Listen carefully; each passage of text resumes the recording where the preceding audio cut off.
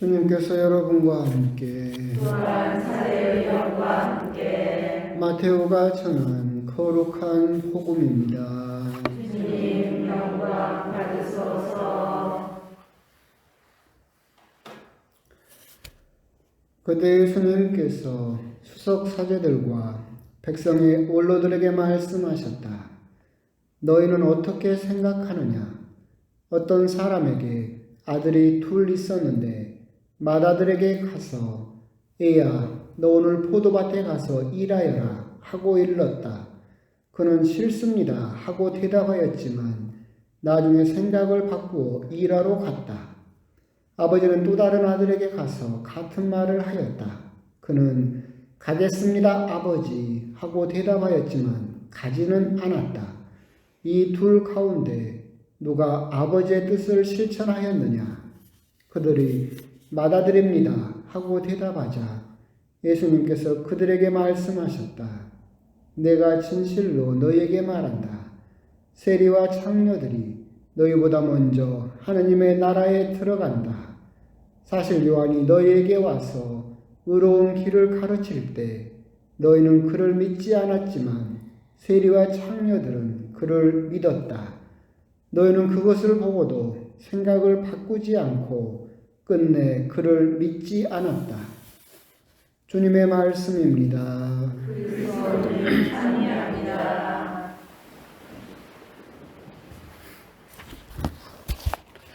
참회 주님. 참회 주님. 날이 엄청 가물죠. 그래도 서울 뭐 그쪽에는 지금 눈이 왔다고 그러는데 우리도 내일쯤에 뭐 눈 온다고 뭐 그런 이야기가 있는데 생각을 해보니까 첫눈이 이렇게 늦어진 적이 있었나 싶을 정도로 좀 첫눈이 빠를 때는 11월 말에도 오고 막 그랬었잖아요. 근데 아직 오지는 않았지만 그렇게 생각을 해보면 이번 겨울도 엄청 따뜻한 겨울인가라는 생각도 들고 그래서 참 이상 기온이라고도 생각을 해야 되는 건가라고 하는 하여튼 요즘은 이제 특히 전라도 지역은 하늘에서 뭐만 떨어지면 좋은 일입니다. 비가 됐든 눈이 됐든 하여튼 그런 또 가문 시대를 또 지내고 있습니다. 오늘 복음은 그냥 짧으니까 간단하게 이야기를 하겠습니다. 오늘 복음은 명확하죠? 명확합니다. 예수님께서 비유를 드셨지만 그 비유가 너무나 명확하게 이해될 수 있는 그런 비유 말씀이죠. 두 아들이 있었다. 근데 오늘 이야기의 대상자는 수석 사제들과 백성의 원로들에게 하시는 말씀이죠. 한 아들은 싫습니다라고 했지만 갔고 다른 아들은 가겠습니다 했는데 안 갔다. 결국 이 말씀 우리가 명확하게 이해할 수 있는 것처럼 세리나 창녀들 즉 그 당시에 죄인으로 취급받고 있던 구원받지 못한다라고 했던 사람들 싫습니다 라고 했던 그 사람들이 세례자 요한과 예수님을 보고 마음을 돌려서 믿었다.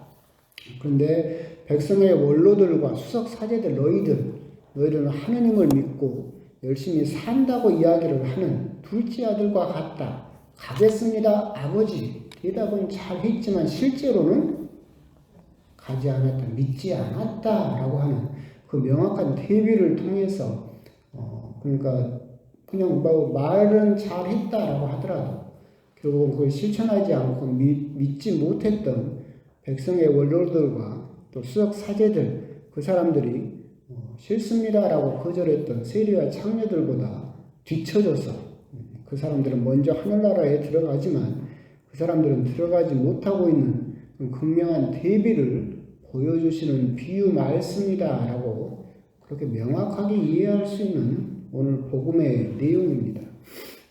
오늘 복음을 이제 묵상을 하다 보면 항상 드는 이야기가 있어요. 우화가 있는데 이제 그것도 비슷한 내용입니다. 한 마을에 살고 있던 두 친구가 있었어요. 두 친구가 있었는데 김씨하고 이씨라고 합시다. 이 두 친구가 있었는데 길을 가다가 사거리에서 딱 두 사람이 만났어요. 그래서 워낙 친했던 친구니까 김 씨가 이 씨에게 물어봅니다. 이 씨, 그러니까 이 씨라고 하기는 친구야, 너 어디 가냐?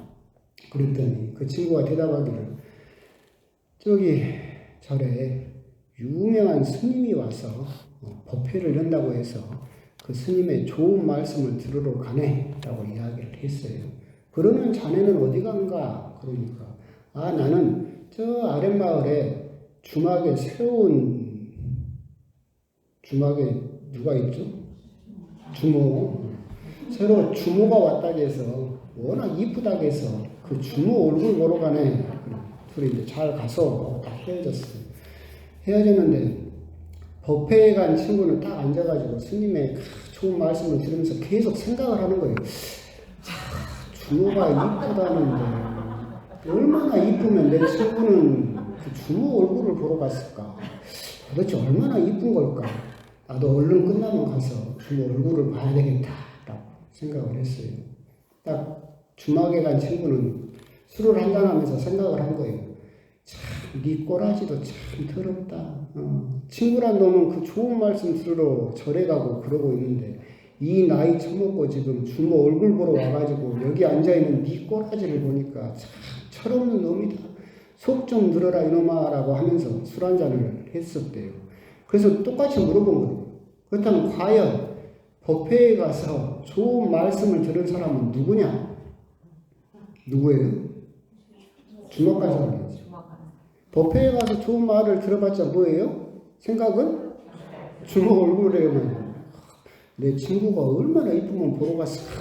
그 생각만 하고 있는 그 사람은 실제로는 그 좋은 말씀이 좋은 말이 아니죠. 그렇죠? 좋은 말의 그런 가르침의 근본적인 취지가 뭐예요? 생각을 바꾸도록 하는 건데 전혀 되지 못했죠. 근데 막상 주막에 간 친구는 자기 처지를 보면서 얼마나 한심한가를 깨닫고 자기 삶을 바꿔야 되겠다라고 생각을 했죠. 그래서 실질적으로 그 가르침을 받은 사람은 주막에 간 그 사람이었다.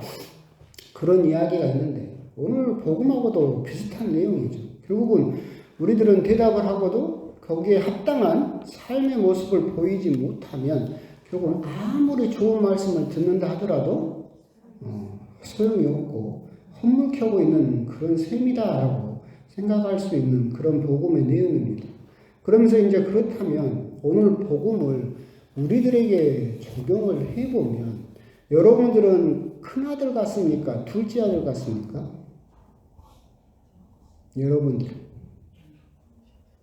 여러분들은 싫습니다 했는데 간 큰아들 같아요? 갈게요 아버지 해놓고 안 간 둘째 아들 같아요? 이미 여러분들은 팔자가 이미 정해졌어요. 여러분들은 이미 대답을 해버렸어요. 가겠습니다 아버지라고 이미 대답을 했어요. 그러니까 큰아들은 아니야. 싫습니다 안 가겠습니다 라고 한 사람은 아니에요. 여러분들이 이미 대답을 했어요. 갔어요. 이게 이제 문제인 거예요. 여러분들은 가겠습니다 아버지라고 이미 대답을 한 사람이에요. 그런데 갔어요 안 갔어요? 여기서 왜 대답이 이래? 안 갔으면 둘째 아들인 거고 갔으면 셋째 아들인 거지. 큰아들은 싫습니다라고 했다니까. 그러니까 전혀 다른 존재가 되는 거겠죠. 우리가 이제 미사를 드릴 때 우리가 퇴장성가를 하면 미사가 끝나죠. 근데 퇴장성가를 보통 다르게도 뭐라고 하냐면 또 다른 의미의 입당성가라고 부릅니다. 파견성가이죠. 입당성가라고 불러요. 여기는 여러분들이 가야 될 포도밭이에요? 아니에요? 여기는? 아니에요. 여러분 포도밭은 어디 있어요? 그러죠. 여러분 집 밖으로 이제 성당 딱 나가면 여러분들이 가는 곳, 여러분 가정이 포도밭이죠. 여러분들이 사는 그 삶의 자리가 포도밭이에요. 그죠? 근데 여러분들은 생각을 해보면 아까 여러분들 이미 가겠습니다 아버지라고 대답을 한 사람들이고 제가 그러면 포도밭 갔어요? 라고 물어봤는데 어떤 사람은 정말로 간 사람도 있겠지. 솔직히 따지면 이 추운 겨울날 추워 죽겠는데 평일미사 올 정도면 포도밭 간 사람이라고 쳐줘야지. 쳐줘야지. 아니 내가 여러분 삶을 모르니까 그래도 이 정도 신앙을 보이고 이 추운 겨울에 평일미사 나올 정도면 그래도 포도밭을 가려고 노력하고 하는 사람들이겠지. 예, 그러니까 여러분들은 포도밭 간 사람으로 쳐줄 수 있지. 그러니까 그거요. 여러분들은 이미 가겠습니다 아버지라고 대답을 해버렸고, 그래서 미사가 끝나면 여러분은 퇴장성가를 부르면서 이 아버지 집에서 떠나지만 여러분 어디로 입당을 하는 거예요? 포도밭으로 입당을 하는 거예요. 서로 각기 다른 모습의 포도밭이 있을 거예요. 어떤 사람의 포도밭은 열매가 주렁주렁 매달린 정말 좋은 포도밭일 수도 있고, 어떤 사람의 포도밭은 다 메말라가지고 정말로 관심이 필요하고 일을 열심히 해야 되는 포도밭도 있겠죠. 각기 다른 모습의 포도밭이겠지만 중요한 것은 여러분들이 대답을 하고 그 포도밭에 갔느냐.